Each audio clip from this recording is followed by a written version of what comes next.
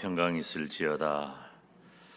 지난 시간에 우리가 예수님 재림에 대한 준비를 살폈죠.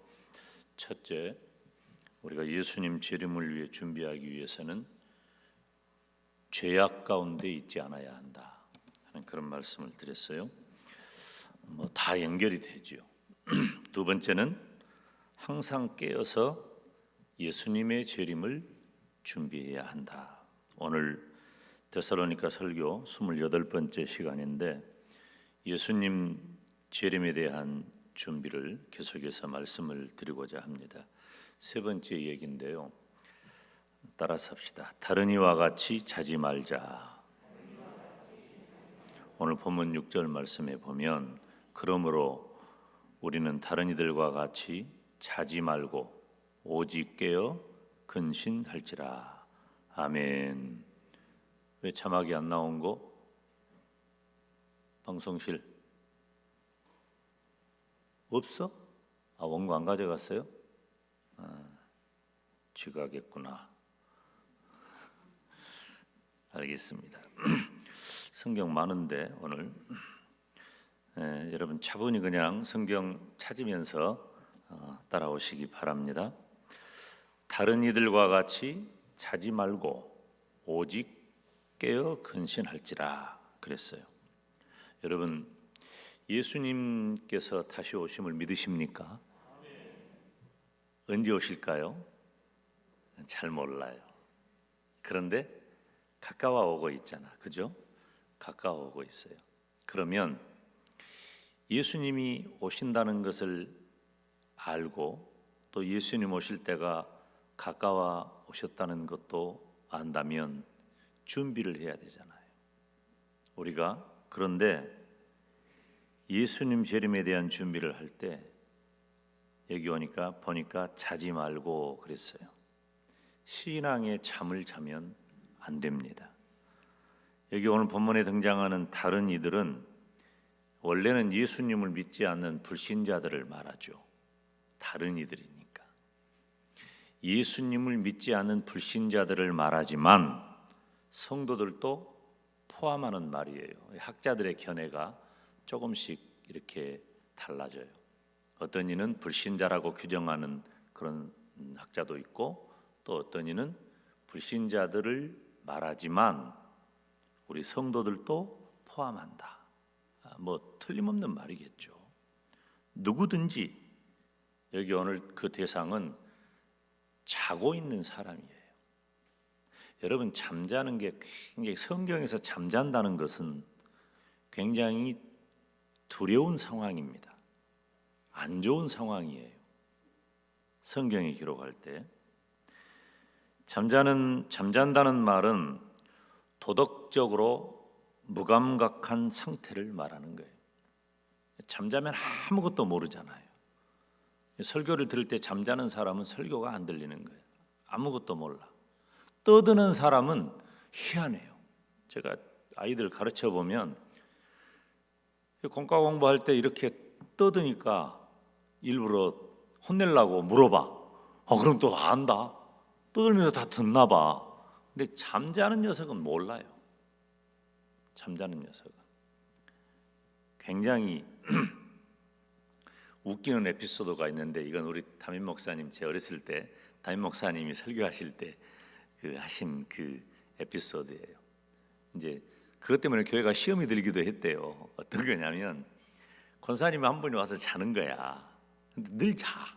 그러니까 목사님 마음이 안 편해. 늘 자니까.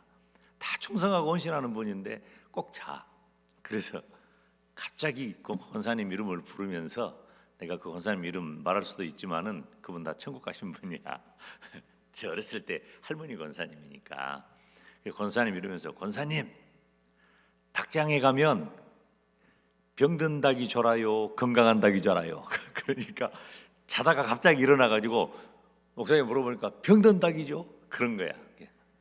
교회 식구들이 막 웃어서 나중에 그걸 알고 본인 얘기인 줄 알고 나중에 시험 들어가지고 그러니까 목사가 강대상에서 그런 말도 함부로 하면 안 될 것 같아.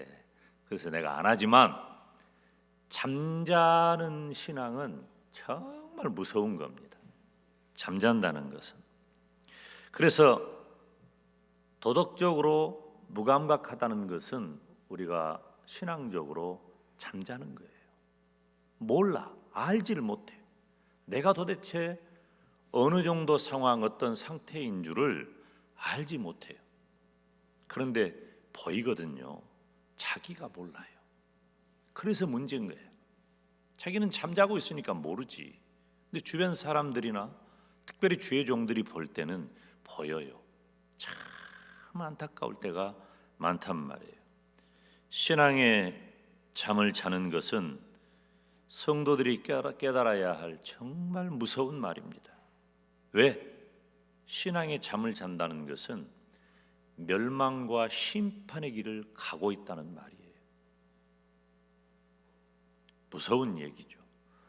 로마서 13장 11절, 성경을 빨리 찾는 분들은 얼른 찾아서 보면 좋아요. 내가 무조건 빨리 읽겠지만 로마서 13장 11절 말씀을 보면, 또한 너희가 이 시기를 알거니와 자다가 깰 때가 벌써 되었으니 이는 이제 우리의 구원이 처음 믿을 때보다 가까웠음이니라. 아멘. 여러분, 잠잘 때가 어떨 때입니까? 신앙의 경계가 무너지는 거예요. 여러분, 우리들이 경계하지 못하면 해이해지는 거예요. 영적으로, 윤리적으로, 도덕적으로 무슨 일이든지 일어나게 돼요. 경계해야 돼요. 바라보고 있어야 돼. 살펴야 돼. 그러지 못하면 영적인, 도덕적인, 윤리적인 어떤 문제든지 일어나게 되어 있단 말이에요. 굉장히 그러니까 중요한 일이죠. 우리가 영적으로 나른해진 사람들은 그 사람이 언제나 그런 분이 아니죠. 활기차고 분명하게 그리스도를 따랐던 사람임에 분명하지만 어느 순간에 시험이 들든지 어쩌든지 영적인 일에 관심이 작아져요. 내가 영적인 일에 관심이 식어진단 말이에요. 뜨겁던 신앙이 아주 별것이라도 다 해낼 그런 믿음이 영적으로 식어져 버린다. 관심이 식어져요. 운전을 할 때 핸들을 잡고 조는 것은 치명적인 결과를 가져온다고 합니다. 영적으로 자는 것은 정말 위험한 일이죠. 잠자면 안 돼요.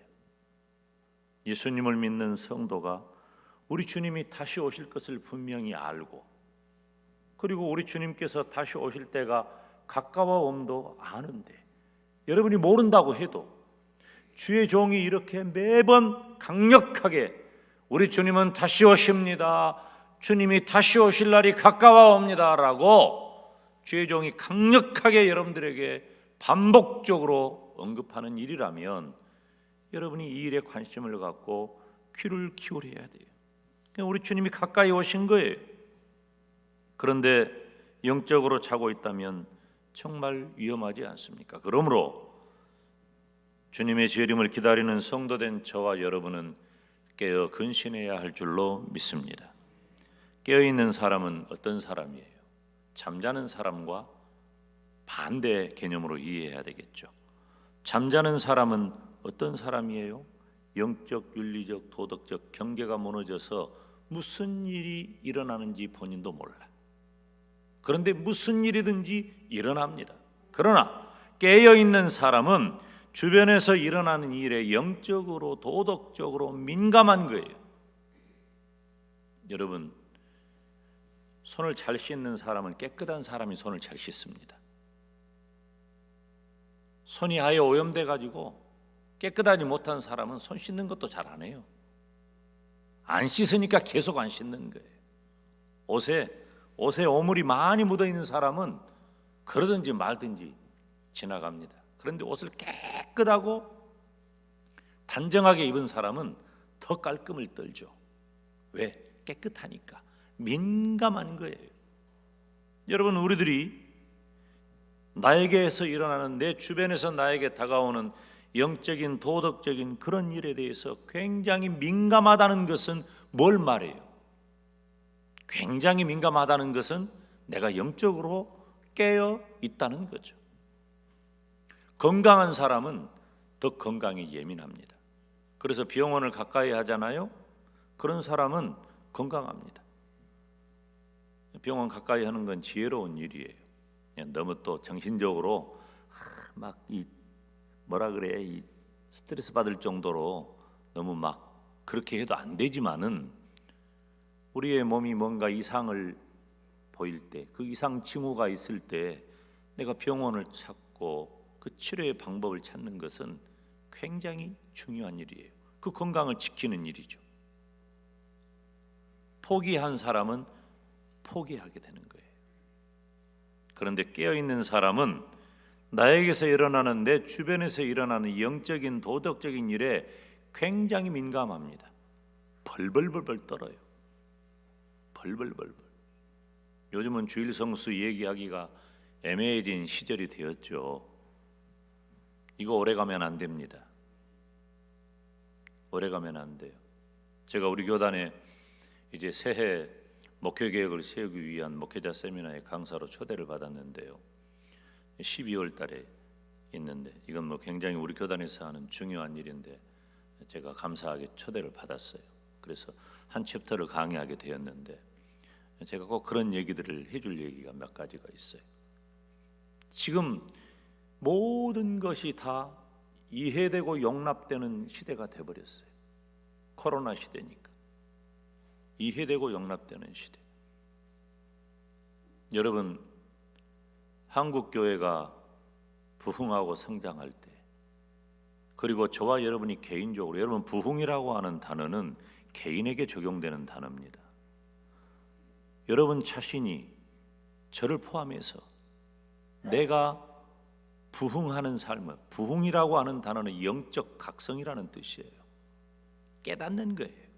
죄를 깨닫고 은혜를 깨닫고 기쁨을 깨닫고 감사를 깨닫고 뭐가 뭔지, 신앙적인 게 뭐가 뭔지 알아서 깨닫고 분별해서 그렇게 살아가는 것이 부흥이란 말이에요. 이건 개인의 이야기예요.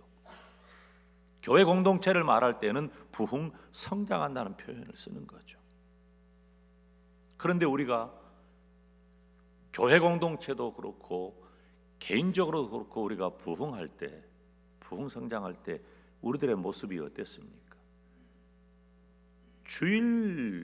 주일이라고 하는 단어만 나오면 우리가 다른 것 전혀 내 마음에 고려하지 않았잖아요.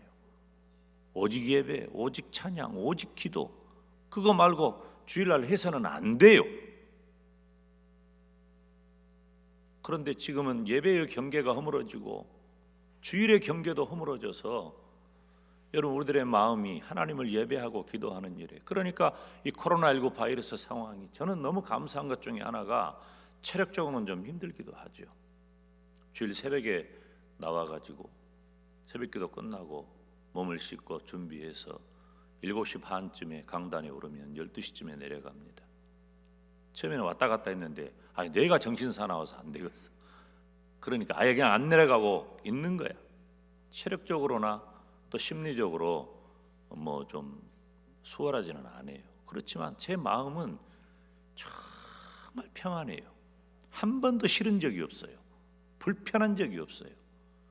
주일이니까 목사가 강단에서 버티고 서 있는 것, 앉아 있는 것 자체가 저 자신에게는 정말 말로 다 할 수 없는 은혜의 시간이에요. 반복된 설교이기 때문에 어떤 주일은 1부가, 어떤 주일은 2부가, 3부가, 4부가 각각 그때 설교가 이렇게 더 내 마음 가운데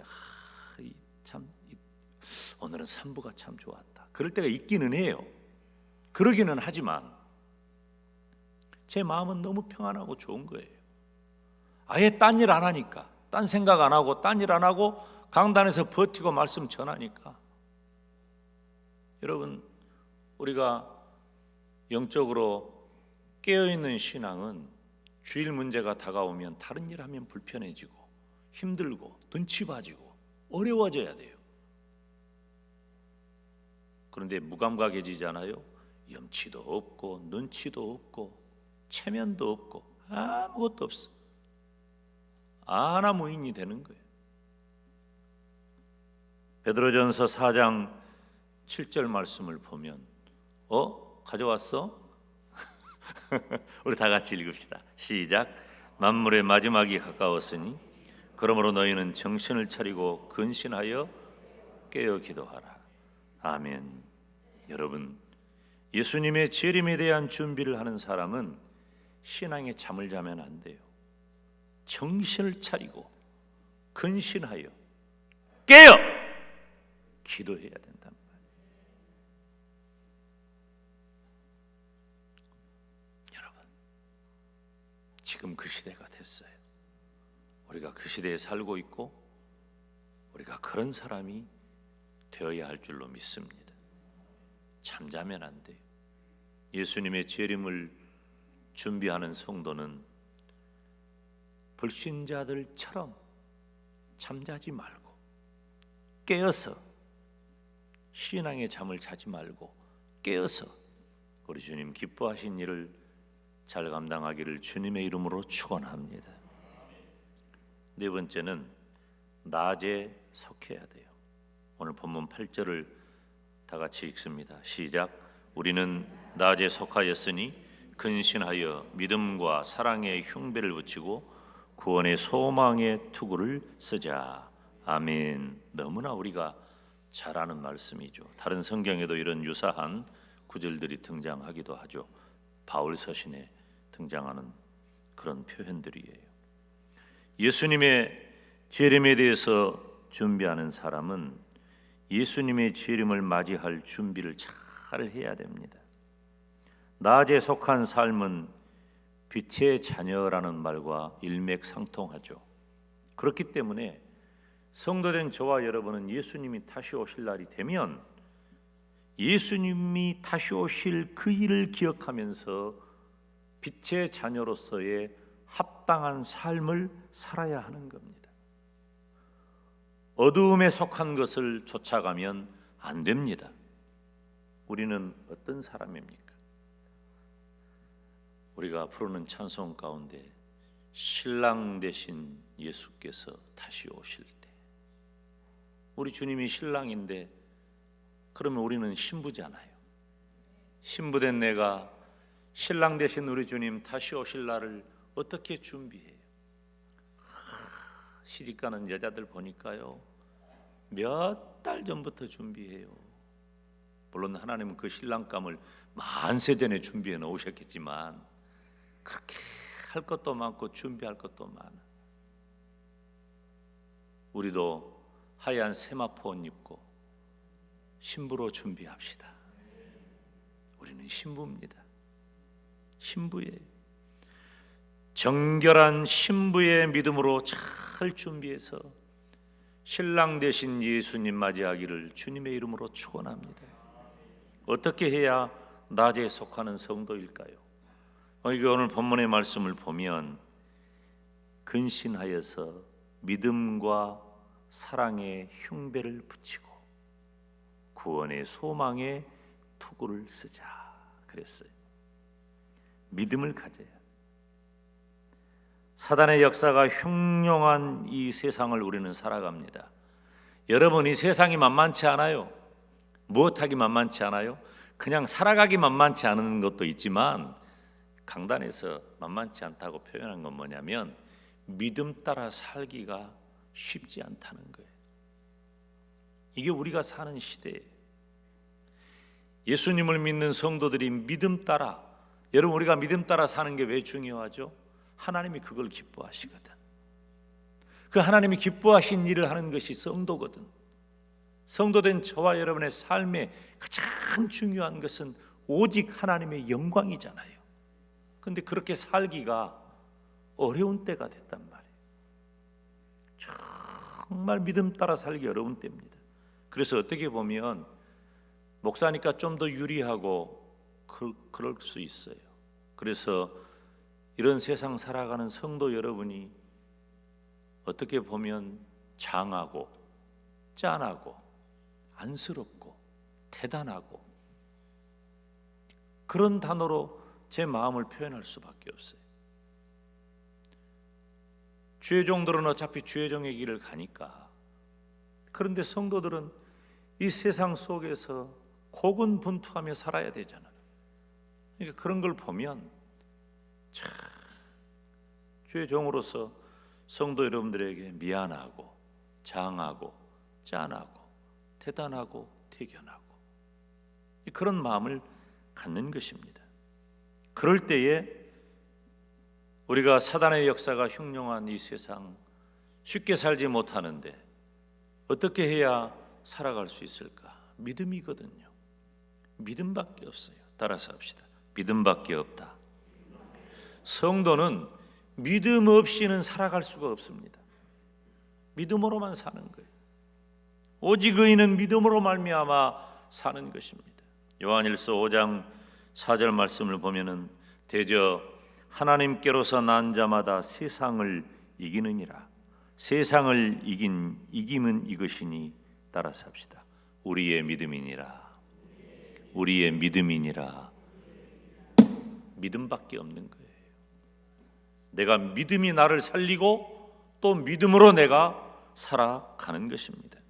갈라디아서 3장 11절 말씀을 다 같이 읽습니다. 시작. 또 하나님 앞에서 아무나 율법으로 말미암아 의롭게 되지 못할 것이 분명하니 이는 의인이 믿음으로 살리라 하였음이니라. 아멘. 우리가 세상 법으로, 세상 지혜로, 세상 방법으로, 세상 가치로, 세상 경험으로 우리는 하나님 앞에서 살 수 없어요. 단 한 가지, 의인이 믿음으로 살리라. 의인이 믿음으로 살리라. 믿음은 패역하고 타락한 세상을 이길 수 있는 가장 강력한 무기입니다. 우리는 다 달라요. 우리는 출신 성분도 다르고 배움도 다르고 건강도 다르고 물질도 다르고 교양도 다르고 인격도 달라. 그렇지만 우리가 붙잡아야 할 우리의 공통 언어는 믿음이라고 하는 거예요. 믿음이에요. 교회는 믿음의 공동체예요. 그러니까 교회 안에서는 믿음만 가지고 해야 돼요. 믿음으로. 믿음 없이 하나님을 기쁘시게 할 수 없습니다. 믿음 없이 죄악 세상을 이길 힘이 우리에게는 도무지 없는 겁니다. 그 믿음이 중요한 거예요. 우리는 늘 내가 교회 다닌다고 안심하면 안 돼. 내가 믿음의 사람인가? 내가 믿음 따라 살고 있는가? 내 믿음이 이 시대를 이겨낼 만한 그런 정도의 믿음인가? 우리가 늘 살펴야 돼. 사랑의 흉배를 붙이라고 했죠. 사랑이라고 하는 단어는 무엇을 수반하냐면 희생을 수반합니다.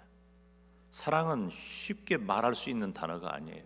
너무 많이 말해서 해퍼 보이지만 사랑은 쉽게 말할 수 있는 단어가 아니죠. 사랑은 희생을 수반합니다. 모든 사랑에는 다 희생이 수반됩니다. 희생 없는 사랑이 없어요. 그래서 우리에게 필요한 사랑의 흉배, 사랑은 뭘 말하느냐면 희생적인 사랑이에요. 사랑은 예수님을 믿는 성도에게 가장 필요한 덕목입니다. 제가 주일 설교하면서 이 시대를 살아가는 성도의 진면목 7가지, 다음 주에 마지막 시간인데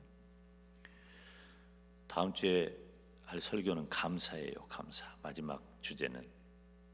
근데 제가 세 번째 주제로 이럴 때일수록 우리가 서로 사랑해야 한다 하는 말씀 드렸잖아요. 그게 뭐예요? 나를 희생하는 거예요. 내가 희생하지 않으면서 사랑할 수 있나요? 거짓말이에요. 그런 사랑은 없습니다. 베드로전서 4장 7절 8절 말씀을 보면 같이 읽습니다. 시작. 만물의 마지막이 가까웠으니 그러므로 너희는 정신을 차리고 근신하여 깨어 기도하라.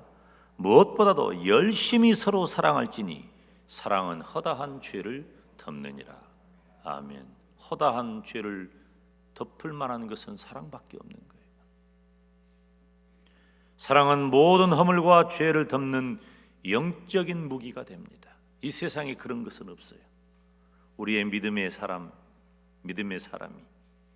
또 믿음의 사람만이 가질 수 있는 그 사랑으로 희생을 수반하는 사랑으로 모든 허물과 죄를 덮을 수 있습니다. 성도는 예수님의 재림을 맞이할 희생적인 사랑을 가져야 합니다.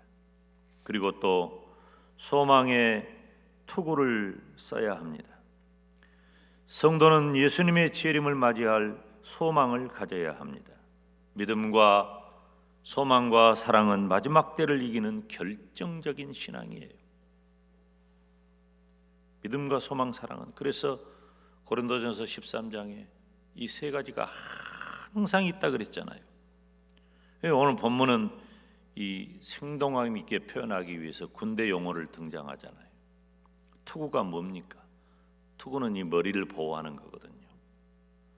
이 믿음과 사랑의 흉배는 방어용이에요. 이 투구도 방어용이에요. 보호하는 거예요. 가슴을 보호하고 머리를 보호합니다. 머리는 굉장히 중요하죠. 머리는 삶을 통제하는 중심부입니다. 생각과 감정을 처리하고 또 삶을 분석합니다. 그런데 소망이라고 하는 건 뭐냐면, 우리가 소망 그러면 바라는 것, 이런 정도로 우리가 이해하는데, 소망이라고 성경이 기록하고 있는 이 소망이라고 하는 단어는 그저 바라는 정도가 아니라 확실한 것을 말을 해요. 따라서 합시다. 확실한 것, 확실한 것, 분명한 것, 틀림없는 것, 꼭 그렇게 될 것, 이것이 소망이라는 단어가 주는 의미인 거예요. 막연하지 않아요. 막연하지 않아. 여러분, 무엇이 확실합니까? 예수님은 반드시 오십니다. 그리고 우리는 그 예수님과 함께, 예수님 그분과 함께 영원히 살게 됩니다. 이 확실한 것이 우리의 소망이란 말이에요. 그래서 소망이 가능한 거예요. 확실하지 않는데 뭐 로또 복권 사가지고 될까 안 될까, 그런 건 소망이 아니야. 그런 것은 뜬구름 잡는 거지. 뜬구름 잡는 허망한 얘기가 소망이 아니에요. 여러분 잊지 마세요. 소망과 연결될 가장 중요한 단어는 확실하다는 거예요. 확실한 것을 소망하기 때문에 핍박과 유혹, 그리고 연약함과 적대적 환경에서 살아야 할 성도들이 모든 믿음으로부터 지켜주는 거예요. 여러분, 우리 주님이 다시 오시잖아요. 두려울 것이 없어요. 그래서 소망이 있는 거예요. 우리 주님이 다시 오시잖아요. 우리를 대적할 자가 없는 거예요. 그래서 소망이 되는 거예요. 무엇보다도 하나님께서는 진노 대신 우리들에게 구원을 선물해 주셨습니다.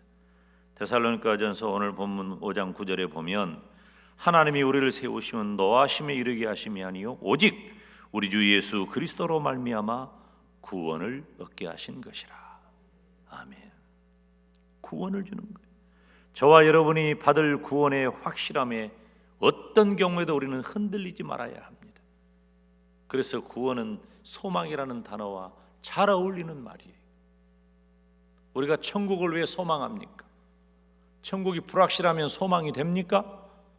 죽을지 말지, 죽어서 천국에 갈지 말지, 이러면 소망이 안 되는 거예요. 우리는 죽어도, 우리는 오늘 주님이 우리를 부르셔도 천국에 갑니다. 천국에 가는 겁니다. 그래서 천국이 나의 소망이 되는 거예요. 갈지 말지 모르는 사람은 천국의 소망이 아니에요. 그 사람은 소망이 안 돼. 그러니까 천국이 갈지 말지 소망도 안 되는 사람이 뭔 기쁨이 있고 뭔 감사가 있고 뭔 은혜가 있겠어요. 그런데 우리는 이 시대가 아무리 고달프고 힘들고 내 인생이 첩첩 산중 골짜기를 거닌다 할지라도 천국이 확실하기 때문에 소망이 되고, 우리 주님이 다시 오심이 확실하기 때문에 소망이 되고, 그리고 우리는 그 주님과 영원히 살게 되기 때문에 소망이 되는 것입니다. 그래서 우리가 받을 그 확실한 일에 대하여 흔들리지 말아야 돼.